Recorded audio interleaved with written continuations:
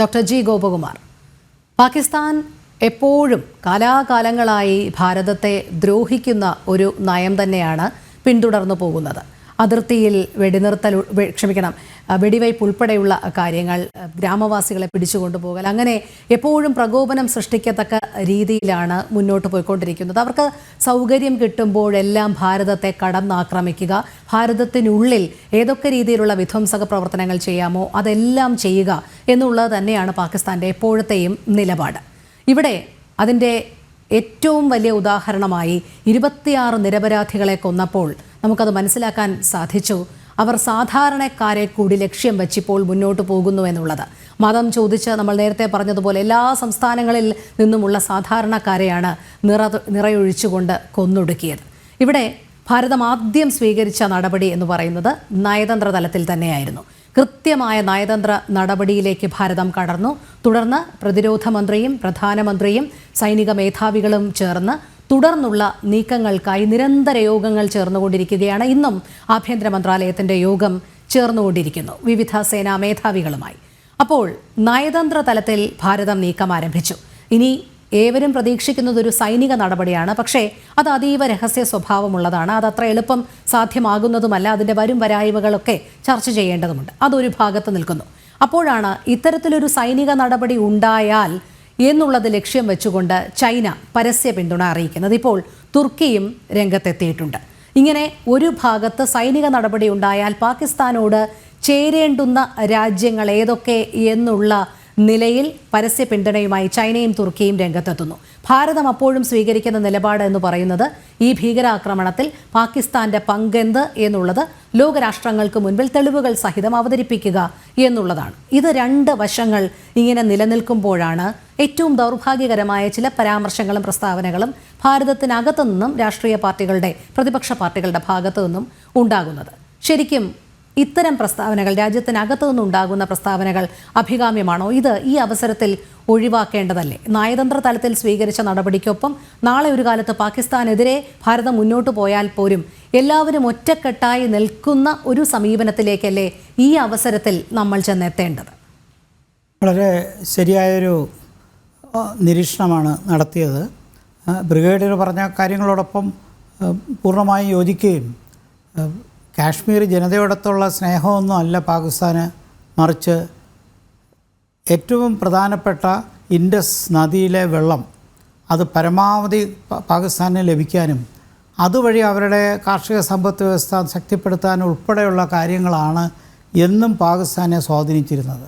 അതല്ലാതെ കാശ്മീരി ജനതയോടൊത്തുള്ളൊരു സ്നേഹമായിരുന്നെങ്കിൽ പാകിസ്ഥാൻ്റെ കൈവശമുള്ള കാശ്മീർ എന്തുകൊണ്ട് ഇത്രയും മതപ്പതിച്ച് തകർന്നു നിൽക്കുന്നു എന്നുപോലും നമ്മൾ നോക്കേണ്ടതാണ്. ഞാൻ 7 പ്രാവശ്യത്തിൽ കൂടുതൽ കാശ്മീരിലെ വിവിധ ഭാഗങ്ങളിൽ പോയിട്ടുണ്ട്. അക്കാഡമിക്കായിട്ടുള്ള കാര്യങ്ങൾക്കാണ് പോയത്. പോയ സമയത്തൊക്കെ ഇത് നന്നായിട്ട് നിരീക്ഷിക്കാനും കാലാകാലങ്ങളിലായിട്ട് ഇന്ത്യക്ക് വിരുദ്ധമായുണ്ടായിരുന്ന ആശയങ്ങൾ മാറി വന്ന്, പ്രത്യേകിച്ച് കഴിഞ്ഞ 5 വർഷത്തിനിടയ്ക്ക് ഒരു യൂണിയൻ ടെറിട്ടറിയായി മാറി 370 എടുത്ത് കളഞ്ഞതിന് ശേഷം സമാധാനം പുലർന്ന ഒരു സാഹചര്യം കാശ്മീരിലും ജമ്മുവിലും നമുക്ക് കാണാൻ കഴിഞ്ഞു.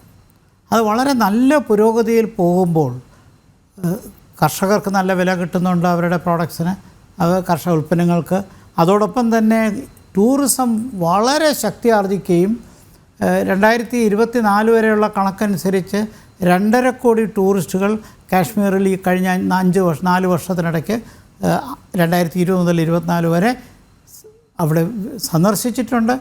അതിൻ്റെ ബെനിഫിറ്റ് അവിടുത്തെ സാധാരണക്കാരായ ആൾക്കാർക്ക്, പാവപ്പെട്ട ആൾക്കാർക്ക്, ടൂറിസ്റ്റ് ഗൈഡിനും ഡ്രൈവറിനും ഹോട്ടലിൻ്റെ ആൾക്കാർക്കും അവിടുത്തെ കരകൗശല ഉൽപ്പന്നങ്ങൾ ഉൾപ്പെടെയുള്ള കാര്യങ്ങൾ വാങ്ങാനും, ചുരുക്കത്തിൽ എക്കോണമി, സമ്പദ് വ്യവസ്ഥ വളരെ നന്നായിട്ട് പുരോഗതി വന്നു. നമ്മളോട് കാശ്മീർ ജനതയ്ക്ക് വലിയ സ്നേഹവുമുണ്ടായി. ആ സ്നേഹത്തിൻ്റെ പ്രകടനമാണ് ഈ 22-ാം തീയതി നടന്ന സംഭവത്തിന് ശേഷം ഒറ്റക്കെട്ടായി രാജ്യത്തോടൊപ്പം നിൽക്കുന്നുവെന്നും പാകിസ്ഥാനെതിരെ ശക്തമായ മുദ്രാവാക്യം വിളിയുണ്ടായത്. പഴയകാലത്ത് അവിടുത്തെ ഉണ്ടായിരുന്ന മിലിറ്റൻസി ശക്തമായിരുന്ന കാലത്ത് അവിടുത്തെ ജനത എത്രത്തോളം വിമർശനാത്മകമായിട്ടാണ് ഡൽഹിയെ കണ്ടിരുന്നത്, അതിൽ നിന്ന് എത്ര മാറി എന്നുള്ളത് എനിക്ക് നേരിട്ട് മനസ്സിലാക്കാൻ കഴിഞ്ഞിട്ടുണ്ട്. അതുകൊണ്ട് തന്നെ അറിയാം അവിടുത്തെ ജനങ്ങൾക്ക് കാശ്മീരിനെ ഇൻ്റഗ്രേറ്റ് ചെയ്യാൻ നല്ല താല്പര്യവുമുണ്ട്. അതനുസരിച്ചുള്ളൊരു സമ്പദ് വ്യവസ്ഥയും രാഷ്ട്രീയ പശ്ചാത്തലവും വന്നപ്പോഴാണ് പാകിസ്ഥാൻ ഇത്തരത്തിലൊരു പ്രവൃത്തി ചെയ്യിപ്പിച്ചത്. അപ്പോൾ ഇങ്ങനൊരു പ്രവൃത്തി ചെയ്തത് നമുക്ക് ഏറ്റവും വലിയൊരു പ്രഹരമായിരുന്നു. താൽക്കാലികമായിട്ടാണെങ്കിലും ടൂറിസത്തിനൊരു തിരിച്ചടി ഉണ്ടായി. അത് നമുക്ക് എത്രയും വേഗം റിക്കവർ ചെയ്യാം, നമുക്ക് പരിശ്രമിക്കാം. കാശ്മീർ ജനതയുടെ വിശ്വാസം നമ്മളിൽ തന്നെ നിലനിർത്തുകയും വേണം. ആ വിശ്വാസമുണ്ടെങ്കിൽ മാത്രമേ നമുക്ക് മുന്നോട്ട് പോകാൻ പറ്റുള്ളൂ. പ്രത്യേകിച്ച് തീവ്രവാദികൾ ഒളിച്ചിരിക്കുന്ന സ്ഥലങ്ങളെല്ലാം കണ്ടുപിടിക്കാൻ പട്ടാളക്കാർക്ക് മാത്രം കഴിയില്ല. അവിടെ നാട്ടുകാരുടെ സഹായം കൂടി വേണം. അതിനുള്ളൊരു മാനസിക അന്തരീക്ഷം അവിടെ ഉള്ളത് കൊണ്ട് തീർച്ചയായിട്ടും അവിടുത്തെ ടെററിസ്റ്റിനെ ഫ്ലഷ് ഔട്ട് ചെയ്യുകയല്ല, അവരെ എലിമിനേറ്റ് ചെയ്യുന്ന രീതിയിലുള്ള പ്രവർത്തനം ചെയ്യണം. കൂട്ടത്തിൽ പാകിസ്ഥാൻ ഇതിനകത്ത് എന്തൊക്കെ ചെയ്തു എന്നുള്ളത് ലോകത്തിന് മുമ്പാകെ കൊണ്ടുവരികയും വേണം. നമ്മൾ നയതന്ത്രപരമായി കാശ്മീരിനെ നമുക്ക് ആദ്യകാലങ്ങളിലൊക്കെ ചില അബദ്ധങ്ങൾ പറ്റിയിട്ടുണ്ട്. അതിൽ പ്രത്യേകിച്ച് ജനഹിത പരിശോധന നടത്താമെന്നൊക്കെ 48 പറഞ്ഞതൊക്കെ ഐക്യരാഷ്ട്രസഭയിൽ പറഞ്ഞതും പിന്നീടുണ്ടായ ശീതയുദ്ധകാലത്തെ രാഷ്ട്രീയം പാകിസ്ഥാന് നന്നായിട്ട് ഗുണം ചെയ്തു. അതാണ് സമീപകാലത്ത് പാകിസ്ഥാനിലെ ഒരാഴ്ചയ്ക്ക് മുമ്പ് തന്നെ വിദേശകാര്യമന്ത്രിയും പ്രതിരോധ മന്ത്രിയൊക്കെ പറഞ്ഞത്, അമേരിക്ക ഞങ്ങളെ കൊണ്ട് വൃത്തികെട്ട പണി, തീവ്രവാദ പണി ഞങ്ങളെ കൊണ്ട് ചെയ്യിച്ചു എന്ന് തുറന്ന് പ്രസ്താവിച്ചത്. ഇത്തരം പ്രസ്താവനകളൊക്കെ നമുക്ക് കാണുമ്പോൾ പാകിസ്ഥാൻ വെറുമൊരു പ്രത്യേകിച്ച് അമേരിക്കയുടെ കയ്യിലൊരു റബ്ബർ സ്റ്റാമ്പായിരുന്നു. ഇനി ചൈനയുടെ കയ്യിലാകുമോ എന്നാണ് നമ്മൾ നോക്കേണ്ടത്. എന്തായാലും പാകിസ്ഥാന് സ്വന്തമായിട്ട് നിൽക്കാനുള്ള യാതൊരു സാഹചര്യവുമില്ല.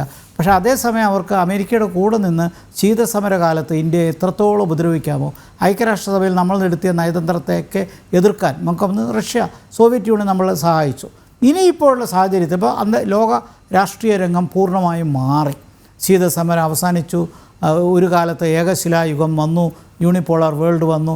അത് കഴിഞ്ഞ് അമേരിക്കയുടെ സാമ്പത്തിക ശക്തി തകരുകയും അമേരിക്കയും ചൈനയും പ്രധാനപ്പെട്ട 2 സാമ്പത്തിക ശക്തികളായി നിൽക്കുന്നു.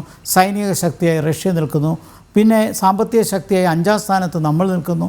അങ്ങനെ ഒരു പുതിയൊരു മൾട്ടിലാറ്ററൽ വേൾഡിലേക്ക് പോകുന്ന ഒരു പശ്ചാത്തലത്തിലാണ് പാകിസ്ഥാൻ നമുക്ക് വളരെ പ്രതീക്ഷിക്കാതെ ഇത്തരത്തിലുള്ളൊരു ഒരു പ്രഹരമേൽപ്പിച്ചത്.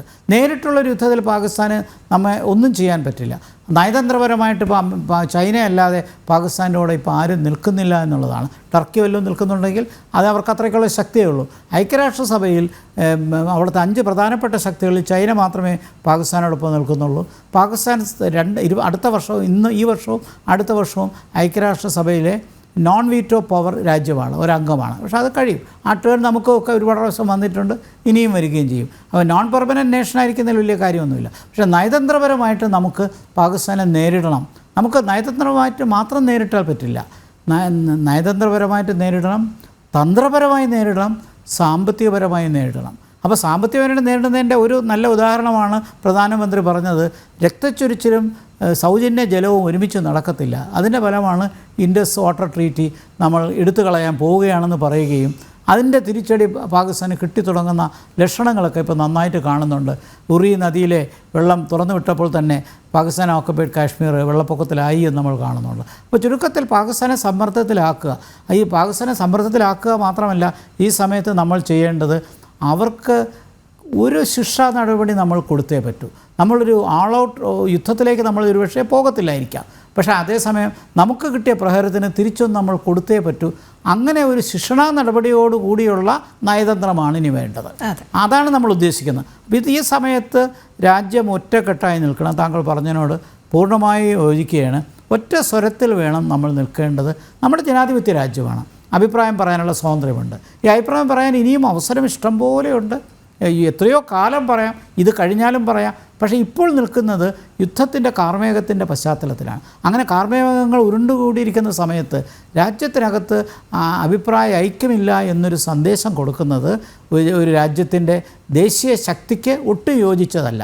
അതുകൊണ്ട് തന്നെ നമ്മൾ ഒറ്റക്കെട്ടായി നിന്ന് പ്രതിപക്ഷ കക്ഷികൾ ഉൾപ്പെടെ അവരെയും വിശ്വാസത്തിലെടുത്തുകൊണ്ടുള്ള മുന്നോട്ടുള്ളൊരു പ്രയാണമാണ് വേണ്ടത്. ഇക്കാര്യത്തിൽ മാതൃകയാക്കാൻ ഏറ്റവും നല്ല എക്സാമ്പിൾ തിരുവനന്തപുരത്തെ MP ആയ ശശി തരൂറാണ്. വളരെ വ്യക്തമായിട്ട് അദ്ദേഹം കോൺഗ്രസ് MP ആണെങ്കിലും വളരെ വ്യക്തമായിട്ട് പറഞ്ഞിട്ടുണ്ട്, 100% ഫുൾ പ്രൂഫായിട്ട് ഒരു ഇൻ്റലിജൻസ് പറ്റില്ല. പലപ്പോഴും അബദ്ധങ്ങൾ പറ്റും, ചെറിയ അപകടങ്ങളൊക്കെ ഉണ്ടാകും. അതുകൊണ്ട് ഇപ്പോൾ അതിനെക്കുറിച്ച് സംസാരിക്കേണ്ട സമയമില്ല. രാജ്യം ഒറ്റക്കെട്ടായി മുന്നോട്ട് നിന്ന് തന്ത്രപരമായും നയതന്ത്രപരമായിട്ടും പാകിസ്ഥാനെ നേരിടാനുള്ള നടപടികളെടുക്കണം. നമ്മൾ അതിലേക്കുള്ള നടപടികളിലേക്ക് പോവുകയാണ്. തീർച്ചയായിട്ടും ചെറിയ രീതിയിലെങ്കിലും സൈനിക നടപടി ഉണ്ടാകും. അതോടൊപ്പം തന്നെ ബാക്കി കാര്യങ്ങളിൽ പാകിസ്ഥാനെ എങ്ങനെ സമ്മർദ്ദത്തിലാക്കാം എന്ന് നമ്മൾ എടുക്കുന്ന സമയത്ത് ഇപ്പോൾ രാജ്യ താല്പര്യമാണ് പ്രധാനം, നാഷണൽ ഇൻട്രസ്റ്റാണ്. അപ്പോൾ അവസരങ്ങൾക്ക് സമയം അല്ല ഇത്. വിമർശനത്തിന് സമയമുണ്ട്, അത് എത്രയോ കാലമുണ്ട്, പാർലമെൻറ്റ് കൂടും, എത്രയോ അവസരമുണ്ട്. ഈ സമയം തീർച്ചയായിട്ടും യോജിച്ചതല്ല. കാരണം രാഷ്ട്രീയമെന്ന് പറയുമ്പോൾ അതിനൊരു കണ്ടക്സ്റ്റിനൊരു പ്രാധാന്യമുണ്ട്, സന്ദർഭത്തിനൊരു പ്രാധാന്യമുണ്ട്. ആ സന്ദർഭത്തിൽ നമ്മൾ എടുക്കുന്ന തീരുമാനം ദുരുപയോഗമായ സ്വാധീനമുണ്ടാക്കും. അതുകൊണ്ട് തന്നെ നമ്മൾ സന്ദർഭത്തിനനുസരിച്ച് മാത്രമേ ഇത്തരം കാര്യങ്ങൾക്ക് പ്രവർത്തിക്കാവൂ.